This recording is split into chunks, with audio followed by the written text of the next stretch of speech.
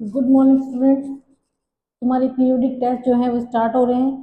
Twelfth class के लिए बोल रही है, 11th के भी स्टार्ट हो रहे हैं, ये मेरी ट्वेल्थ क्लास का। तो ट्वेल्थ क्लास के बच्चों के लिए कि फर्स्ट चैप्टर जो तुम्हारा है रिप्रोडक्शन एंड एंजियोस्पर्म, उसके जितने भी क्वेश्चन तुम्हें मिलते हैं आडे टेढ़े आके बाके जो क्वेश्चन भी तुम्हें मिलते हैं तुम उसकी प्रैक्टिस करके आना, क्योंकि मैं जो तुम्हारा पेपर बनाऊंगी वो बिल्कुल सही लेवल का होगा।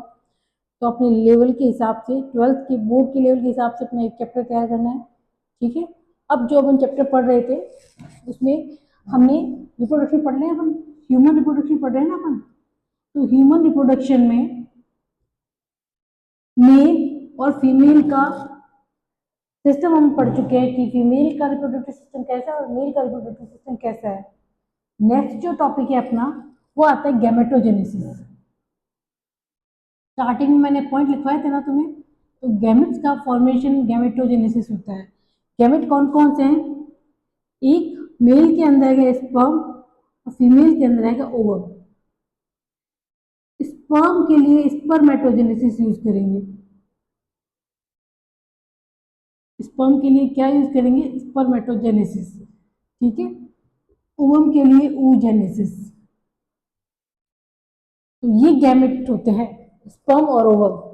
और ये गैमेट फॉर्मेशन की जो प्रोसेस है उसका नेम है ये। ठीक है। स्पर्मेटोजेनेसिस में स्पर्म और oogenesis मतलब ओवम। सिंपल सी टर्म है। डिटेल में हम आज स्पर्मेटोजेनेसिस को देखेंगे कि स्पर्मेटोजेनेसिस कहते हैं कैसे होता है। तो तुम्हें पता है कि इनका जो मेन ऑर्गन है मेल का जो मेन रिप्रोडक्टिव ऑर्गन है वो टेस्टिस है। तो स्पर्म का फॉर्मेशन कहाँ होगा? टेस्टिस में होगा। अच्छा, टेस्टिस स्क्रोटम में है, स्क्रोटम में होता है ना। तो अगर टेस्टिस स्क्रोटम है तो पहला क्वेश्चन अपना आते कब है? स्क्रोटम में। तो 7th मंथ होते हैं ना इन्फेंट में, मतलब बिफोर डिलीवरी बोल रही हूँ मैं, फीटस में बिफोर डिलीवरी, तब ये डिसेंड हो जाते हैं एब्डोमेन से स्क्रोटम में आ जाते हैं। मतलब बिफोर बर्थ ही जो बॉय होता है उसके अंदर टेस्टिस जो होते हैं वो नीचे आ जाते हैं, स्क्रोटम के अंदर डिसेंड हो जाते हैं। ठीक है। अब स्पर्मेटोजेनेसिस स्टार्ट कब होगा? प्यूबर्टी। ठीक है। प्यूबर्टी के अंदर स्पर्मेटोजेनेसिस जो होता है वो स्टार्ट होता है। बॉयज की बात करें हम, अभी हम oogenesis नहीं पढ़ रहे हैं। ठीक है। तो स्पर्मेटोजेनेसिस कब स्टार्ट होता है? जो बेसिक नॉलेज है वो चल रही है अभी तक, तो स्टार्ट ही हुई है प्रोसेस। ठीक है। तो स्पर्मेटोजेनेसिस कब स्टार्ट होगा? प्यूबर्टी में। अच्छा, प्यूबर्टी में क्या होगा? कुछ हार्मोनल कंट्रोल चलेगा। कब स्टार्ट होगा? क्यों स्टार्ट होगा? कोई ना कोई हार्मोन कोई ना कोई ट्रिगर तो करेगा। तो हार्मोनल स्टार्ट होगा, कंट्रोल स्टार्ट होता है। जैसे ये जो हमारी पिट्यूटरी है इसका ये जो एंटीरियर और ये जो पोस्टीरियर है, ठीक है, एंटीरियर पार्ट हार्मोन रिलीज करता है। वो हार्मोन जितने भी बाकी की जो भी ग्लैंड्स हैं उनको कंट्रोल करता है। तुम लोग एंडोक्राइन पढ़ा होगा तो जितनी भी ग्लैंड्स है, जैसे मैं यहाँ टेस्टिस लिख रही हूँ, ठीक है, टेस्टिस को कंट्रोल कौन करेगा? एंटीरियर पिट्यूटरी से जो हार्मोन रिलीज होंगे वो कंट्रोल करेंगे। अच्छा, ये बॉस है, लेकिन इसके ऊपर भी एक सुपर बॉस है, हाइपोथैलेमस। ये हाइपोथैलेमस पिट्यूटरी के ऊपर भी सुपर बॉस है। समझ में आ गई बात? फंक्शन किसको कर रहे हैं? सॉरी, गिर गया ये। हार्मोन रिलीज किसको करने हैं? टेस्टिस को करने हैं। किसके लिए? कब करने हैं? प्यूबर्टी में। किस चीज के लिए? स्पर्म के फॉर्मेशन के लिए। ठीक है। लेकिन टेस्टिस कब करेगा? जब उसको कमांड मिलेगी पिट्यूटरी से। ठीक है। और पिट्यूटरी को कमांड कौन देगा कि हाँ अब नीचे वाले जो भी है उनको कमांड देनी है टेस्टिस को? तो हाइपोथैलेमस। तो हाइपोथैलेमस से गोनेड रिलीजिंग हार्मोन, जीएन राष्ट्रीय लिखो, गोनेडो ट्रोपिन, मैंने गोनेट बोल दिया था क्योंकि गोनेट से जो ट्रोपिन हार्मोन, ठीक है, तो गोनेडोट्रोपिन रिलीजिंग हार्मोन, ये हार्मोन, इसको गोनेडोट्रोपिन रिलीजिंग हार्मोन कहते हैं। ये हाइपोथैलेमस ने सिक्रेट किया। ठीक है। ये हार्मोन यहाँ आया और इसने पिट्यूटरी से दो हार्मोन रिलीज करवाए। एक एफएसएच और एक एलएच। ये दो हार्मोन पिट्यूटरी ने रिलीज किए। अब इन दो हार्मोन के इन्फ्लुएंस से स्पर्मेटोजेनेसिस स्टार्ट होगा, ठीक है, प्यूबर्टी के अंदर। तो ये टेस्टिस है, टेस्टिस के अंदर सेमिनिफेरस ट्यूब्यूल मेन वही है। सेमिनिफेरस ट्यूब्यूल में ये जो हार्मोन है एफएसएच, फॉलिकुलर स्टिमुलेटिंग हार्मोन, सबके नाम आने चाहिए आपको।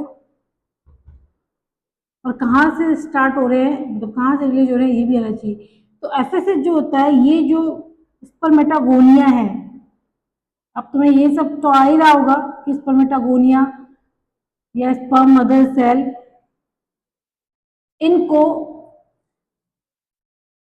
ट्रिगर करता है स्पर्म के फॉर्मेशन के लिए। कौन सा हार्मोन? एफएसएच हार्मोन, ठीक है। ठीक है, इसके साथ यहाँ पर सर्टोली सेल भी थी। सर्टोली सेल के अंदर भी इसका इन्फ्लुएंस आएगा कि ये जो है इसके इसके इसके इन्फ्लुएंस में अपना जो भी न्यूट्रिशन का फंक्शन है वो स्टार्ट करेगी, ठीक है। एक ये हार्मोन है ल्यूटिनाइजिंग हार्मोन, ल्यूटिनाइजिंग हार्मोन है ना। ये जो ल्यूटिनाइजिंग हार्मोन है, यहां पर अगर तुम्हें याद हो तो आउटर साइड में जो इंटरस्पेशियल इंटरसेल्युलर स्पेस था, उसके अंदर एक सेल्स, कुछ सेल्स थे जिन्हें हम लेडी सेल बोल रहे थे। तो ये एलएच जो होता है, ये लेडी सेल को कमांड देता है कि आप एंड्रोजन का स्टार्ट करो। एंड्रोजन,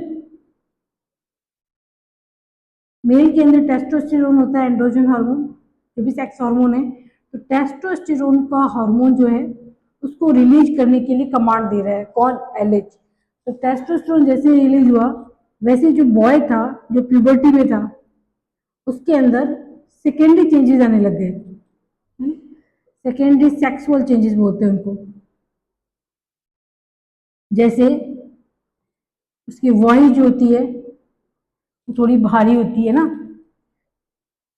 और मस्कुलर बॉडी हो जाती है थोड़ी। मसल जो होती है शोल्डर, ये जो शोल्डर जो होते हैं उसके शोल्डर, शोल्डर मीडियम से शोल्डर जो होते हैं वो थोड़े स्ट्रांग हो जाते हैं। थोड़ा सा मेल जो होता है वो एग्रेसिव होता है। हाइट भी थोड़ी, बच्चा जब तक होता है तब से लेके प्यूबर्टी में हाइट में भी चेंज आ जाता है, दाढ़ी मूछें आ रही है। तो ये जितने भी चेंजेस होते हैं टेस्टोस्टेरोन की वजह से हो रहे हैं। तो देखो दो काम साइमल्टेनियसली चल रहे हैं। एक तो मेल के अंदर एफएसएच फंक्शन कर रहा है, जिसकी वजह से क्या हो गया, ये जो स्पर्मेटोगोनिया सेल थी वो स्पर्म का प्रोडक्शन स्टार्ट कर देगी। दूसरा एलएच हार्मोन था जिसने लेडी सेल से टेस्टोस्टेरोन हार्मोन सीक्रेट करवाया, जिससे क्या हो गया, जितने भी सेक्सुअल कैरेक्टर थे, सेकेंडरी सेक्सुअल कैरेक्टर मेल के अंदर मुस्टैक्स आना, बेयर्ड का आना, है ना, वॉइस का जो टोन है वो थोड़ा हैवी होना, थोड़ा स्ट्रांग होना मसल्स का, ये जितने भी बॉयज के कैरेक्टर है, एग्रेसिव बॉयज ज्यादा होते हैं। तो ये जो भी कैरेक्टर आ रहे हैं ये हार्मोनल कंट्रोल की वजह से आ रहे हैं। मैंने अभी आपको स्पर्मेटोजेनेसिस स्टार्ट करने से पहले हार्मोन्स बताए हैं। कहाँ से बताया मैंने कि सबसे पहले हाइपोथैलेमस जो होता है वो जीएनआरएच यानी गोनेडोट्रोपिन रिलीजिंग हार्मोन स्टार्ट करता है। ट्रोपिन हार्मोन वो होते हैं जो किसी और ग्लैंड से कुछ और फंक्शन करवाते हैं ना, जैसे गोनेडोट्रोपिन यानी कि ये गोनेडोट्रोपिक हार्मोन रिलीज करवाएगा पिट्यूटरी से। तो भाई इसने हाईकमांड ने ऑर्डर दिया तो पिट्यूटरी ने अपना फंक्शन स्टार्ट किया। पिट्यूटरी ने दो हार्मोन रिलीज किए, एक था फॉलिकुलर स्टिमुलेटिंग हार्मोन और एक था ल्यूटिनाइजिंग हार्मोन, ठीक है। दो हार्मोन पिट्यूटरी को निकालने पड़ेंगे। पहला हार्मोन से स्पर्म का फॉर्मेशन स्टार्ट हो जाएगा जो मेन है। दूसरा हार्मोन ऐसे ही नहीं आया है, दूसरा हार्मोन का फंक्शन है ल्यूटिनाइजिंग हार्मोन है, जो क्या करेगा, लेडी सेल है उसे एंड्रोजन हार्मोन, मेल के अंदर एंड्रोजन हार्मोन टेस्टोस्टेरोन होता है, तो टेस्टोस्टेरोन का सिक्रेशन स्टार्ट हो जाएगा। तो लड़का, बच्चे से लड़का लगने लग जाता है प्यूबर्टी के अंदर, ठीक है। तो ये अपना एक टॉपिक हो गया हार्मोनल कंट्रोल स्पर्मेटोजेनेसिस का, ठीक है।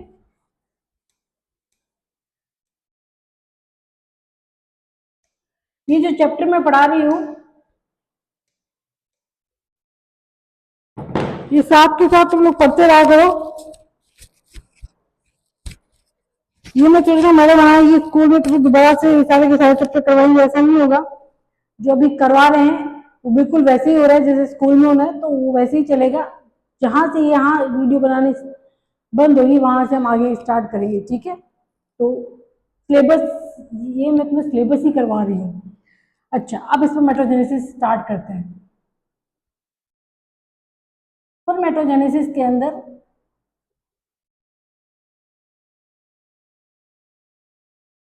दो प्रोसेस होती है। एक तो होती है स्पर्मेटाजेनेसिस,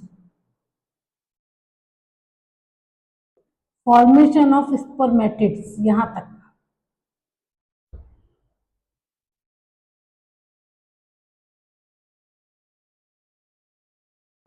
एक और प्रोसेस होती है जिसे कहते हैं स्पर्मियो, MIO, मियोजेनेसिस, यानी कि स्पर्मेटिड से स्पर्म का फॉर्मेशन, ठीक है। स्पर्म का फॉर्मेशन, स्पर्मेटिड से स्पर्म्स का जो फॉर्मेशन होता है स्पर्मियोजेनेसिस कहते हैं। तो इसको बेसिकली दो में बांटा जा सकता है। होती तो ऐसे कि कंटिन्यू चल रही है ये, लेकिन इसको रीडिंग के हिसाब से या जब तुम आगे देखोगे तो तुम्हें समझ में आ जाएगा, इसको दो पार्ट में डिवाइड कर रहे हैं, ठीक है। अच्छा, स्पर्मेटोजेनेसिस के अंदर ये जो प्रोसेस है इसके अंदर कौन कौन से होता है? एक तो होता है मल्टीप्लिकेशन, फेजेज होती है इसके अंदर। एक फेज होगी मल्टीप्लिकेशन, एक फेज होगी ग्रोथ,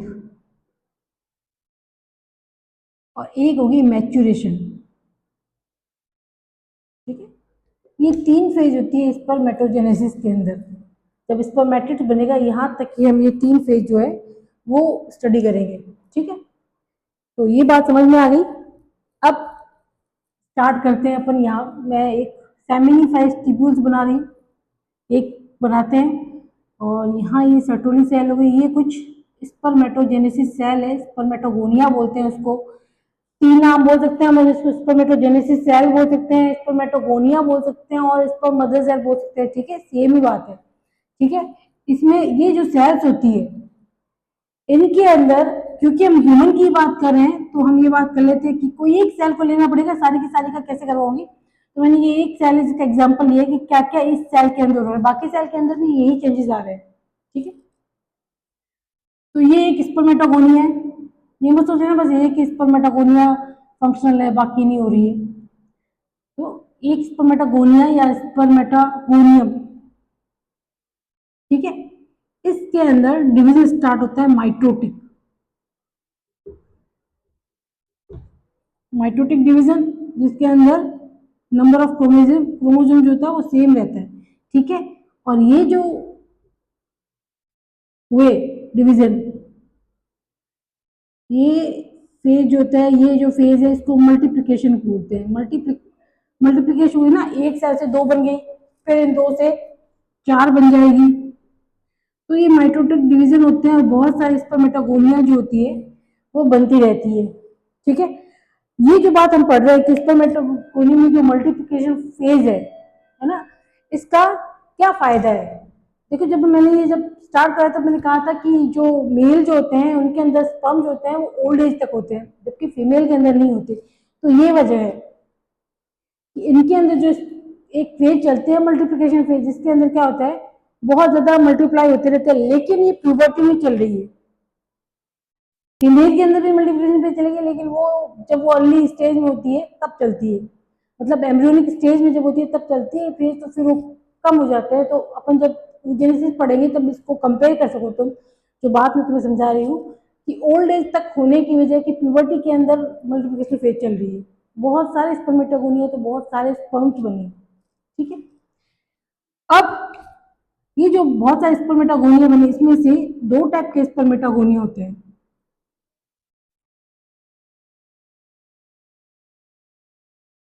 सिंगुलर गोनिया होता है, सॉरी, सिंगुलर गोनियम होता है, प्लूरल में गोनिया होते हैं। एक होता है स्पर्मेटोगोनिया ए और एक होता है बी, ठीक है। ये जो स्पर्मेटोगोनिया है ए वाले, मतलब कुछ ए में चले गए कुछ बी में चले गए, ये स्टेम सेल, मतलब कि आगे भी फर्दर स्पर्मेटोगोनिया ही बनाते रहेंगे, मल्टीप्लिकेशन करती रहेगी। ये जो कुछ सेल्स है ये बी वाली, मतलब कोई भी सेल्स बी वाली हो सकती है, इनमें से कुछ सेल ग्रोथ फेज में चली जाएगी। ग्रोथ फेज में चली गई मतलब क्या है, सेल का जो शेप थी, जो साइज था वो ग्रो कर गया, ठीक है, शेप के साइज जो है वो ग्रो कर गई। तो ये फर्स्ट हो गई मल्टीप्लिकेशन, सेकंड हो गई ग्रोथ फेज। ठीक है, कोई भी एक को ले रहे हैं अपन, एक सिंगल को ले लिया तो ये ग्रोथ में चली गई। इसके बाद यहाँ पे होगा मियोसिस फर्स्ट।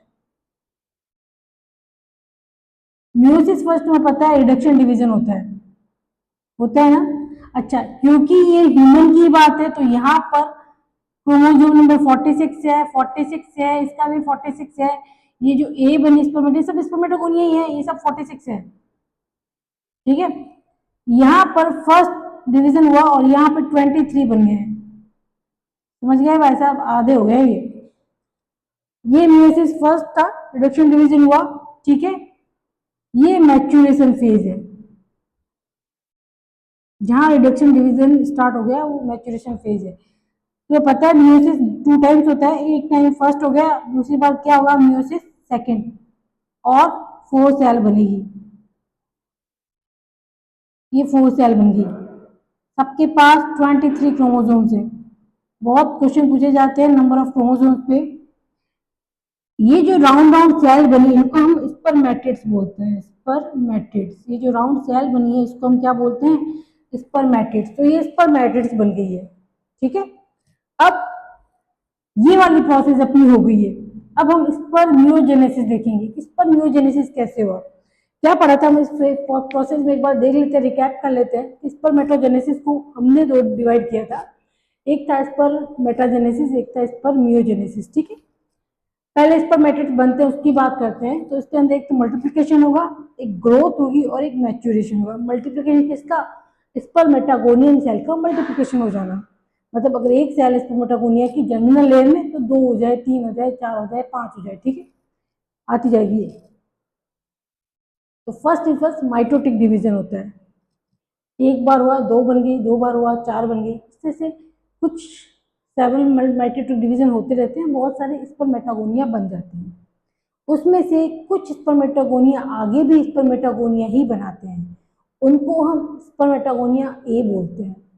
कुछ स्पर्मेटागोनिया आगे का जो प्रोसेस है स्पर्म का फॉर्मेशन, उसके अंदर जंप लगा देते हैं कि भाई तुम बनाओ स्पर्मेटागोनिया, हम तो स्पर्म का फॉर्मेशन करेंगे। तो ये डिवाइड हो गया। अब बी वाले क्या कह रहे हैं, स्पर्म का फॉर्मेशन करना है, तो बी वाली जंप करके ग्रोथ के अंदर और अपना साइज जो है वो थोड़ा इंक्रीज कर लिया, ये ग्रोथ हो गई। जैसे ही ग्रोथ फेज में जाती है, साइज इंक्रीज हो गया। अब थर्ड वाली फेज जो है मैच्यूरेशन फेज, वो स्टार्ट हो जाएगी। मैच्योर कब होंगे स्पर्म, जब उनके क्रोमोसोम्स हाफ हो जाए, यानी जब म्यूसिस करने लग जाए सेल, तो उसको हम कहते हैं मैच्योर हो गई है। तो म्यूसिस फर्स्ट होगा, 2 सेल्स बनेगी हैप्लॉइड, देन म्यूसिस सेकंड होगा और 4 सेल्स बनेगी, और जो रिजल्टिंग सेल्स है उनको हम स्पर्मेटिड्स बोलते हैं। ठीक है,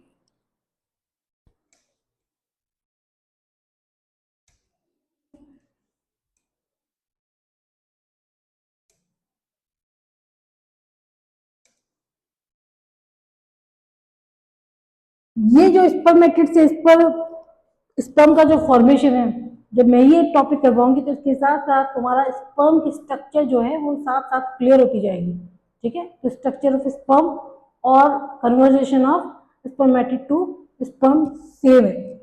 ठीक है, ये एक राउंड सेल थी, 4 थी एक्चुअली, एक्चुअली 4 स्पर्मेटिड थे।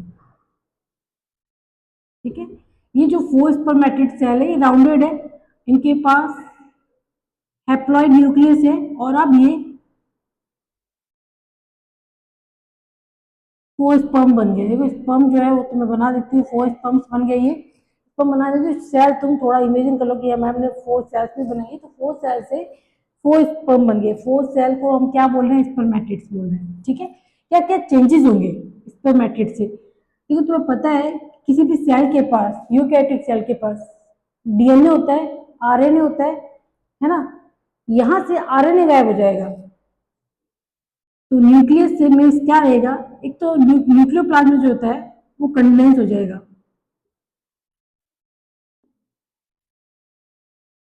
कंडेंसेशन हो जाएगा इसका मतलब सारा न्यूक्लियोप्लाज्म जो है उसमें से जो जरूरी जरूरी वो रहेगा, बाकी सब निकल जाएगा। क्या रहेगा इसके अंदर? एक डीएनए रहेगा और एक बेसिक प्रोटीन रहेगी, बाकी सब बाहर निकल गया है। ठीक है, मैं लाइसोसोम जो भी तुम्हें पता है सेल के पास होता है, सब के सब बाहर निकल गए। सेल के पास अब यही रहा है, डीएनए रहा है, एक बेसिक प्रोटीन रहा है। न्यूक्लियस जो होता है, न्यूक्लियस है बच्चों इसके पास, ठीक है। न्यूक्लियस जो होता है वो एंटीरियरी, मतलब आगे की साइड पॉइंटेड होगा और पोस्टीरियरली फ्लैट हो जाता है। बनाएंगे तब देखेंगे अपनी पोस्टीरियरली फ्लैट हो जाएगा। ठीक है। थर्ड, सेंट्रियोल्स रहते हैं इसके पास। ठीक है, सेंट्रियोल्स रहते हैं, और ये सेंट्रियोल्स जो होते हैं दो होते हैं। एक होता है प्रॉक्सिमल, जो ईस्टर रेज होती है, ठीक है, सेल डिवीजन के अंदर वो बनाता है। और दूसरा होता है डिस्टल, जो एक्सोनीमा का फॉर्मेशन करता है। ठीक है, तो सेंट्रियोल है इसके पास। माइट्रोकॉन्ड्रिया जो है, माइट्रोकॉन्ड्रिया जो है वो स्पाइरल हो जाती है। ठीक है, स्पाइरल हो गई, और उसको हम कहते हैं नेबर कर्व। ठीक है, उसको नेबर कर्व कहते हैं। ये चेंजेस आएंगे इसके अंदर। साइटोप्लाज्म में बहुत कम होता है। साइटोप्लाज्म जो होता है वो खाली टेल लीजन में होता है, तो cytoplasm remain in tail region, remain लिखी हुई बेटी, ओनली इन टेल। क्लियर है। और मेम्ब्रेन होती है इसके पास, plasma membrane. Seven, plasma membrane होती है इसके पास। और मोस्ट इंपोर्टेंट जो है वो है, यहाँ पे लिख रही हूँ, यहाँ ऊपर लिख रही हूँ 8, गोल्जी बॉडी। गोल्जी बॉडी जो होती है वो एक्रोसोम में चेंज हो जाती है। एक्रोसोम क्या करता है, एग की जो मेम्ब्रेन होती है उनका लाइसिस करता है, एग मेम्ब्रेन को डाइजेस्ट करता है। ठीक है, यहाँ लिख रही हूँ मैं डाइजेस्ट, ये काम करता है एग मेम्ब्रेन। मैंने क्या क्या बताया, मैंने कहा है कि न्यूक्लियोप्लाज्म जो होता है वो कंडेंस हो जाता है, आरएनए रिमूव हो जाता है, डीएनए और बेसिक प्रोटीन रहते हैं, एसिडिक प्रोटीन जो होते हैं वो भी चले गए। न्यूक्लियस की एक शेप हो जाती है जो कि हम बना लेंगे। सेंट्रियोल दो होते हैं, तो एक जो होता है वो जब सेल डिवीजन हो, तुम्हें याद होगा वो रेज बनती है जिसके अंदर क्रोमोसोम ऐसे दिखाई देते हैं, स्पिंडल फाइबर्स। यहाँ मैं लिख देती हूँ स्पिंडल फाइबर्स। ठीक है, तो ये स्पिंडल फाइबर्स जो है वो बनाता है। अगर तुमने सेल डिवीजन ढंग से पढ़ा होगा तो तुम्हें याद आ जाएगा, सेल डिवीजन के अंदर स्पिंडल फाइबर्स बनते हैं, तो सेंट्रियोल का फंक्शन होता है। तो सेंट्रियोल जो होता है वो स्पिंडल फाइबर बनाता है, दूसरे जो एक्सोनिमा के जो थर्ड स्ट्रक्चर होती है वो बनाएंगे, वो बनाता है। ठीक है, माइट्रोकॉन्ड्रिया स्पाइरल हो जाएगी और एक मिडल जो पार्ट है उसमें होगी। तो अब बना के देखते हैं। तो ये न्यूक्लियस है जो एंटीरियरली क्या है, पॉइंटेड है, और पोस्टीरियरली फ्लैट है, और यहाँ पर इसकी थोड़ा सा ऐसे डिप्रेशन होता है। स्पर्म बना रही हूँ मैं, ये स्पर्मेटिड से, ये जो चार स्पर्म बनाए हैं मैंने, स्पर्म बना रही हूँ, इसकी स्ट्रक्चर बना रही हूँ। ठीक है, ये न्यूक्लियस हो गया। अब इसके अंदर क्या हो गया, ये इसका जेनेटिक मटेरियल हो गया।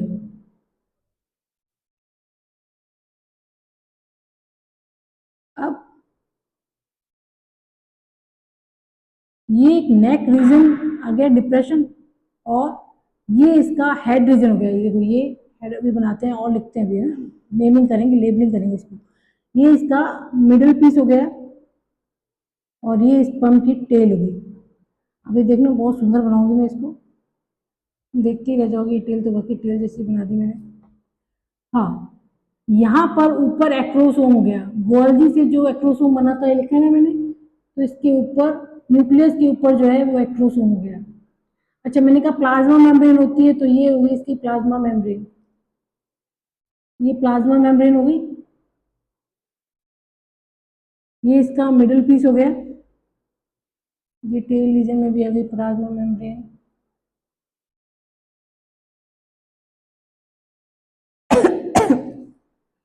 तो मैंने क्या बनाया है, मैंने बनाया ये न्यूक्लियस, ये एक्रोसोम, और ये दोनों मिलके कंबाइंड में इसको हेड बोलते हैं। तो ये हेड हो गया। अब यहाँ पे दो सेंट्रियल बनाएंगे। एक सेंट्रियल हो जाए पास में जो न्यूक्लियस के, और ये डिप्रेशन जो है इसको हम प्रॉक्सिमल सेंट्रियल बोलते हैं। तो ये हो गया हमारा प्रॉक्सिमल सेंट्रियल। दूसरा जो दूर आ रहा है उसको हम डिस्टल सेंट्रियल बोल देंगे।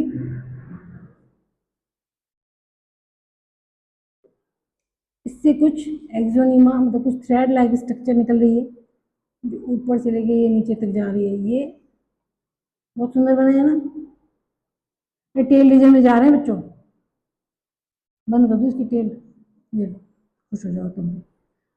ठीक है, ये जो पार्ट है मेन, ये मिडिल पार्ट है, बॉडी नहीं बोलेंगे इसको, ठीक है। ये मिडिल पार्ट हो गया। इस मिडिल पार्ट के अंदर मैंने तुम्हें क्या कहा था, माइटोकॉन्ड्रिया होती है और जो स्पाइरल होती है, ये स्पाइरल अपनी माइटोकॉन्ड्रिया होती है। माइटोकॉन्ड्रिया का फंक्शन क्या होता है, एनर्जी प्रोवाइड करना। तो ये माइटोकॉन्ड्रिया है, जो स्पाइरल मैंने बनाई है वो माइटोकॉन्ड्रिया है।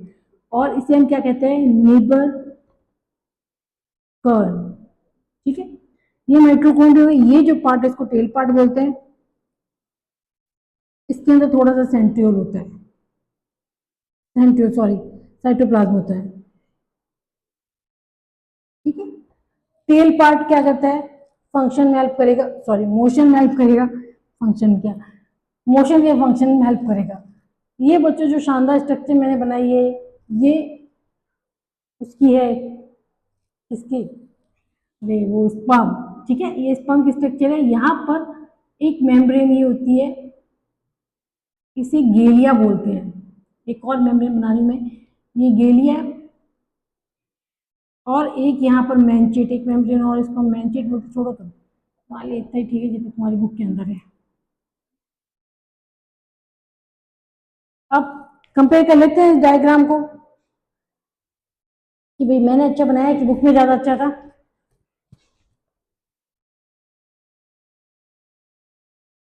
टेल थोड़ी टेल की जैसे बना देती हूँ मैं, ये गड़बड़ कर दी मैंने, टेल थोड़ी सी घुमा देते हैं, ऐसे तो मूव कैसे करेगा ये लो,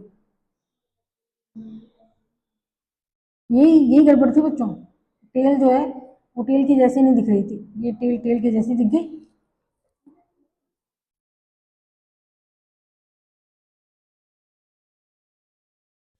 अब ये एक फंटास्टिक डायग्राम है स्पर्म का, तो मैं ये यहाँ पे भी दिखा देती हूँ। इतनी नेमिंग तो इन्होंने भी नहीं की है जितने हमने किए। तो ये स्पर्म का ये डायग्राम तुम्हें दिखाई दे रहा है, घर जाके देख लेना तुम। अब बच्चों स्पर्म मेटाजेनेसिस पूरा हो गया है, स्पर्म का फॉर्मेशन कर लिया हमने। स्पर्म की स्ट्रक्चर ऑफ स्पर्म जो आएगी तो तुम बोलोगे हेड होता है, ये नेक और है, नेमिंग कर देती हूँ मैं। ये नेक हो गया, तो कौन कौन से पार्ट हो गए स्पर्म के, ह्यूमन स्पर्म के हेड, नेक, मिडिल पार्ट और टेल। टेल जो होती है मूवमेंट में काम आती है। हेड के अंदर एक्रोसोम होता है, वो एक्रोसोम जैसे ही कोई एग है उसको लाइसिस करने में, उसको है ना डाइजेस्ट करने में, एग मेम्ब्रेन जो भी है उनको डाइजेस्ट करने में काम आएगा। जेनेटिक मटेरियल में डीएनए होता है, दो सेंट्रियोल है, प्रॉक्सिमल सेंट्रियोल और डिस्टल। डिस्टल का जो फंक्शन होता है वो एक्सोन, एक्सोनिमा के थ्रेड बनाना होता है, जो बीच में तुम्हें दिखेगा तुम्हारी बुक के अंदर वो होगा। और प्रॉक्सिमल सेंट्रियोल, एग के पास अपना सेंट्रियोल नहीं होता है, तो स्पर्म जो होता है वो अपना सेंट्रियोल उसको देता है, तो जाके वो स्पिंडल फाइबर बनेगी। आगे जाके जब जाइगोट बनेगा उसके बाद डिवीजन तो हो गया ना, तुम एक सेलुलर सिंगल सेलुलर हो गया सारे के सारे, प्रोटिस्ट हो क्या, मल्टी सेलुलर हो ना।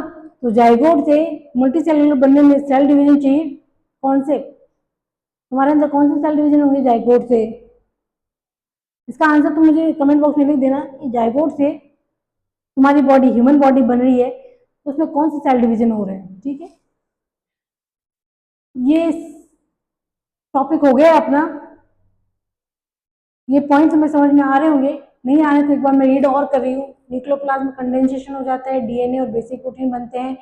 न्यूक्लियर की जो शेप होती है वो एंटीरियर पॉइंटेड होती है, पोस्टीरियर फ्लैट होती है, एक नीचे एक डिप्रेशन होता है, ठीक है। सेंट्रियोल टू होते हैं, एक प्रॉक्सिमल और एक डिस्टल। माइटोकॉन्ड्रिया जो होती है वो स्पाइरल शेप में होती है, बना रखी है मैंने, और उसको निबल कण कहते हैं। साइटोप्लाज्म होता है खाली टेल रीजन में होता है, और प्लाज्मा मेम्ब्रेन, ये पूरी आउटर जो स्ट्रक्चर है वो प्लाज्मा मेम्ब्रेन की है। गोल्जी बॉडी से एक्रोसोम बनता है जो एग मेम्ब्रेन को डाइजेस्ट करने में का फंक्शन करता है। तो ये इतना फंक्शन अपना हो चुका है बच्चों, है ना। अब अपना कल का जो टॉपिक है मतलब मंडे का, वो oogenesis रहेगा, और जो भी तुम्हारे टेस्ट है तुम उसकी प्रिपरेशन साथ में करते रहो। और ये एक एक टॉपिक ही पढ़ा रही हूँ तो इसको पढ़ने में बहुत ज़्यादा ऐसा नहीं है कि हम प्रिपरेशन के साथ नहीं पढ़ पा रहे हैं, तुम पढ़ सकते हो एक टॉपिक। तो जय हिंद, जय भारत।